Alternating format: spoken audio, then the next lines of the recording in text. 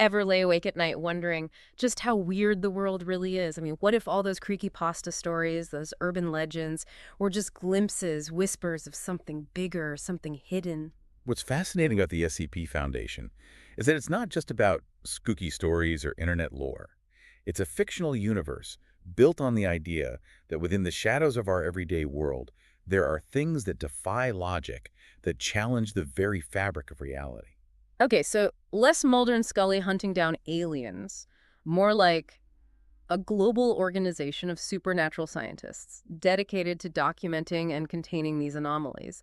And they take their documentation seriously. Absolutely, it's all about meticulous record keeping. Imagine, for every unexplained phenomenon, every creepy artifact, there's a file, a number, a containment procedure.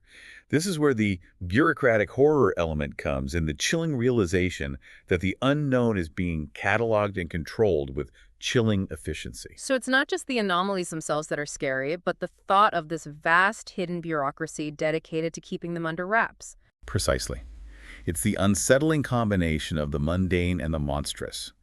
This organization, entrusted by governments around the world to handle these SCPs, these anomalies, while the public remains blissfully unaware. Right, because if the average person knew that a seemingly harmless statue could actually say, snap your neck if you blinked at the wrong time, global panic wouldn't even begin to cover it. Which brings us to perhaps the most famous example, SCP-173. The OG, right.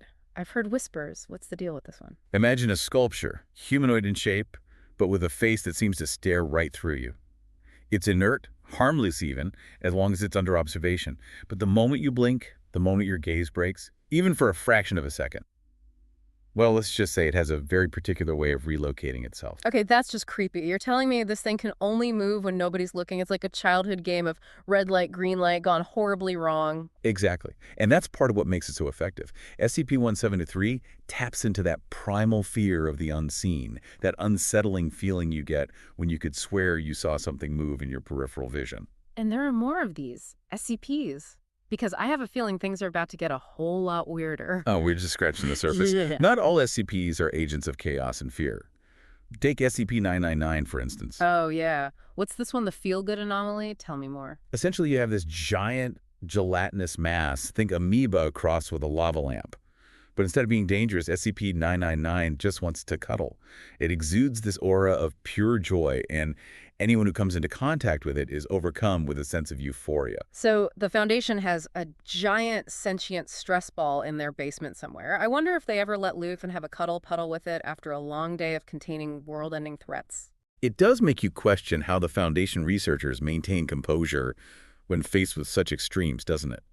On one hand, you have terrifying creatures that could rewrite reality, and on the other, you have something as simple and pure as SCP-999 offering comfort and joy.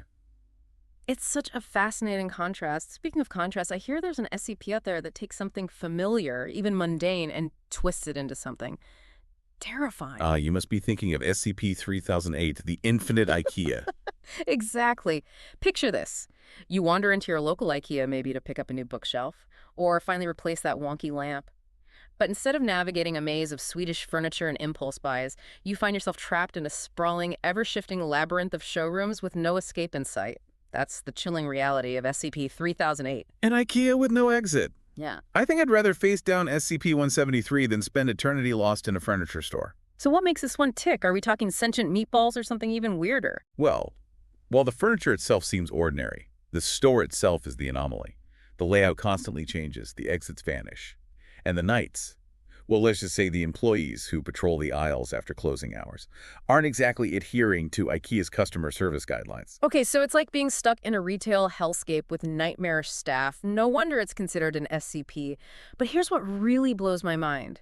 These SCPs, these wildly creative, terrifying concepts, they aren't the product of a single imagination. You're right. What makes the SCP Foundation so fascinating is that it's a living, breathing testament to the power of collaborative storytelling. Wait, you're telling me that anyone can contribute to this massive online anthology of the strange and terrifying? That's wild. Absolutely.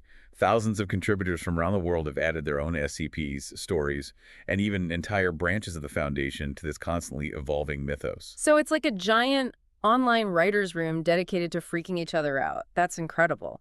But with so many contributors, how do they maintain consistency, that sense of chilling believability? That's where the Foundation's rigorous quality control comes in. The SCP Wiki has strict guidelines, peer review processes, and dedicated editors who ensure every entry meets their standards for originality, writing quality, and of course, creepiness. So it's not just about throwing any old scary idea out there. It's about crafting these meticulously detailed, believable documents, even if the subject matter is, a giant sentient spider that can predict the stock market. Precisely. And that dedication to detail is a huge part of the appeal. The SCP Foundation doesn't just tell you a story. It immerses you in a world where the impossible feels terrifyingly real. And that world has expanded beyond the wiki itself. I mean, we've seen SCPs pop up in video games, short films, even a stage play. Talk about taking collaborative storytelling to a whole new level. It speaks to the sheer creative potential of the SCP universe. For example, there's SCP Containment Breach, a video game that throws you headfirst into a containment facility during a massive breach. Oh, I've heard of that one. Isn't that the one where you're constantly looking over your shoulder, making sure SCP-173 hasn't decided to pay you a little visit? That's the one. It captures the essence of the SCP Foundation, the constant tension, the dread of the unknown, and of course the chilling realization that containment is often a fragile thing. And it's not just horror games. Games like Control took that core idea of a secret organization dealing with the unexplainable and spun it into a whole new narrative. Control did a fantastic job of showcasing how the SCP Foundation's influence goes beyond just creatures and objects. It's the entire concept, the secrecy, the bureaucratic procedures, the struggle to understand and control the unknown. That's what resonates with people. It's like this constantly evolving mythology for the digital age, a shared nightmare that we keep adding to, building upon. But what's truly amazing is how this fictional world has jumped off the screen and into other mediums. It's like the stories themselves have become uncontainable. What's remarkable is that it all started with a simple premise. Yeah. What if there were things that defied our understanding hidden just beneath the surface of our reality? And from that seed of an idea, a whole universe has sprung forth. So you're saying this entire universe, this vast, intricate network of SCP stories and procedures, it all started with a simple idea, a question: what if? Precisely. And that's the beauty of it, isn't it? The SCP Foundation, it invites us to step outside of our preconceived notions of reality and embrace the possibility of the unknown. It's a testament to the power of imagination, to our innate fascination with the things we can't explain. And that's what makes it so endlessly captivating. It's a world where the impossible isn't just possible. It's documented, it's categorized, it's meticulously contained, and it begs the question: what if there were real-life SCPs out there lurking in the shadows of our own world? It's a thought-provoking question, isn't it? It leads us to a final thought for you, our listener. If you were to write an SCP entry, what would it be? Okay. Let me think. What seemingly ordinary object, creature, or phenomenon would you imbue with a chilling, uncanny twist? Would it be like a toy that grants you unimaginable power, but slowly corrupts your soul? Or maybe a piece of furniture that changes its shape every time you turn your back? The possibilities are truly endless. Right.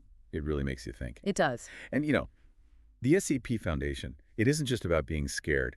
It's about embracing the unknown, about using that sense of wonder and fear to fuel our imaginations. It's about seeing the world through a different lens, recognizing that the mundane can be just as extraordinary as the fantastical. It's a testament to the enduring power of storytelling and the appeal of the mysteries that surround us. And ultimately, it's a reminder that the most compelling stories are often the ones that challenge our assumptions and leave us questioning everything we thought we knew. And that's the beauty of a deep dive, isn't it?